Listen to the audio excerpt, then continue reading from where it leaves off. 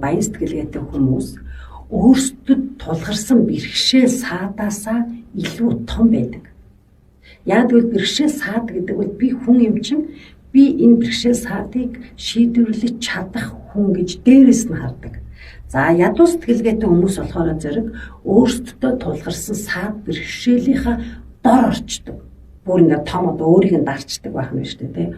Тэгэхээр зэрэг бид нар өөрийнхөө сэтгэлгээг бэрхшээл одоо саад ирэхгүй тийм амьдрал гэж угаасаа байхгүй шүү дээ, тийм ээ. Тэгэхээр тэр бэрхшээл саад ирж яхад бид нар тэр саад бэрхшээлээс дээрээс нь тэр саад бэрхшээлийг харж гэнэ үү? Эсвэл саад бэрхшээлийг доороос нь ингэж харж гэнэ үү гэдгээрээ өөрийгөө хараад за би одоо тэр бомбны сэтгэлгээтэй байхын тулд энэ бэрхшээл саадыг дээрээс нь харъя гэж ингэж өөрчлөх хэрэгтэй байх нэ. За дараагийн нууц болохоор зэрэг баян хүмүүс бол гайхалтай авгч хүмүүс байдаг. Авч чаддаг. Гэтэл ядуу сэтгэлгээтэй хүмүүс авч чаддгүй. Одоо жишээлбэл гоё цэцгийн баглаа яа. Одоо ээжээ тань руу явал яхан бэ яах юм өгч хэрэгтэй.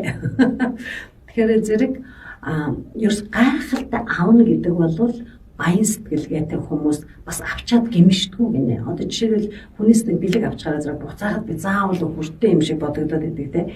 Тэгэл мэдээж үгүй шүү дээ. За тэгээд ерөөс энэ бол маш чухал байсан. Тэгээд ер нь бол нөгөө гоё авдаг, өгдөг байх нь угаасаа л хорвоогийн одоо өөрийнх нь ритм учраас бид нар хүмүүс надад өгч яхад одоо баян сэтгэлгээтэй хүмүүс бол гоё авч сураад тэгээд дараа нь тэртээ рүү өгөх цаг гардаг байх нэ. За тэгээд дараагийн нууц нь болохоор юу вэ гэхээр баян сэтгэлгээтэй хүмүүс болохоор штэ хөдөлмөрийнхөө үр дүнгээс нь цалин авдаг байх. Үр дүнгээс нь ядуу сэтгэлгээтэй хүмүүс болохоор зэрэг ажилласан цагаасаа хамаарч.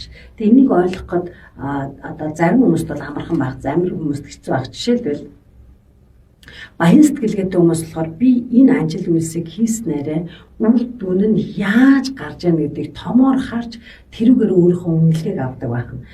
Ядуу сэтгэлгээтэй хүмүүс болохоор за би одоо 8 цаг ажиллаж байгаа юм чинь за энэндээ таарсан энэ ажлаа аавна гэсэн цагаа цалингаа аавна гэсэн юм сэтгэлгээтэй байдаг байна. За тэгээд дараагийнх нь нууц болохоор зэрэг шүү дээ. Баян сэтгэлгээтэй хүмүүс